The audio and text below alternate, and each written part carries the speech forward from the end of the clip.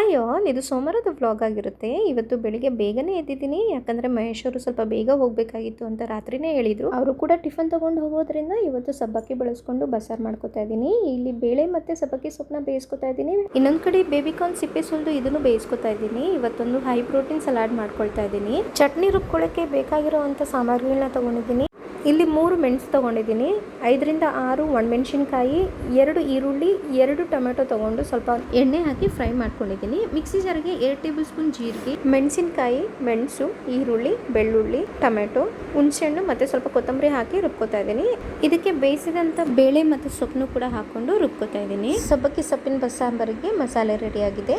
ಈ ಮಸಾಲೆನ ಇನ್ನೊಂದು ಪಾತ್ರೆಯಲ್ಲಿ ನಾನು ಹಾಕ್ಕೊಂಡು ಚೆನ್ನಾಗಿ ಹಸಿ ವಾಸನೆ ಹೋಗೋ ಥರ ನೀರು ನಮಗೆ ಎಷ್ಟು ಬೇಕು ಸಾಂಬಾರಿಗೆ ಅಷ್ಟು ಹಾಕ್ಕೊಂಡು ಚೆನ್ನಾಗಿ ಬೇಯಿಸ್ಕೊತಾ ಇದ್ದೀನಿ. ಇಲ್ಲಿ ಮತ್ತೊಂದು ಎಲೆ ಮೇಲೆ ಪಲ್ಯ ಮಾಡ್ಕೊಳ್ಳೋಣ ಅಂತ ಪಲ್ಯಕ್ಕೂ ರೆಡಿ ಮಾಡ್ಕೊತಾ ಇದ್ದೀನಿ. ಮತ್ತೊಂದು ಬಾಣಲೆಯಲ್ಲಿ ಸ್ವಲ್ಪ ಎಣ್ಣೆ, ಸಾಸಿವೆ, ಒಣಮೆಣಸಿನ್ಕಾಯಿ, ಈರುಳ್ಳಿ ಮತ್ತು ಕರಿಬೇವನ್ನ ಹಾಕಿ ಪಲ್ಯ ಕೂಡ ರೆಡಿ ಮಾಡಿ ಸೈಡಿಗೆ ಎತ್ತಿಟ್ಕೊಂಡಿದ್ದೀನಿ. ನಾವು ಸಬ್ಬಕ್ಕಿ ಸೊಪ್ಪು ತಿನ್ನೋದ್ರಿಂದ ನಮ್ಮ ಜೀರ್ಣಕ್ರಿಯೆ ತುಂಬ ಚೆನ್ನಾಗುತ್ತೆ ಮತ್ತು ನಮ್ಮ ದೇಹದಲ್ಲಿರುವಂಥ ರಕ್ತಹೀನತೆಯನ್ನು ತುಂಬಾನೇ ಕಡಿಮೆ ಮಾಡುತ್ತೆ ಮತ್ತು ಚರ್ಮ ಮತ್ತು ಕೂದಲಿಗೆ ತುಂಬ ಉತ್ತಮ ಇದು. ಮತ್ತು ಇದು ನಮ್ಮ ರೋಗ ನಿರೋಧಕ ಶಕ್ತಿ ಕೂಡ ಹೆಚ್ಚು ಮಾಡುತ್ತೆ. ಇಲ್ಲಿ ಹೈ ಪ್ರೋಟೀನ್ ಸಲಾಡಿಗೋಸ್ಕರ ಕಡಲೆ ಬೀಜ ಮತ್ತು ಕಡಲೆಕಾಳನ್ನ ರಾತ್ರಿನೇ ನೆನೆಸಿ ಕುಕ್ಕರಲ್ಲಿ ಹಾಕಿ 2 ವಿಷಲ್ ಮಾಡಿಸ್ಕೊಂಡಿದ್ದೀನಿ.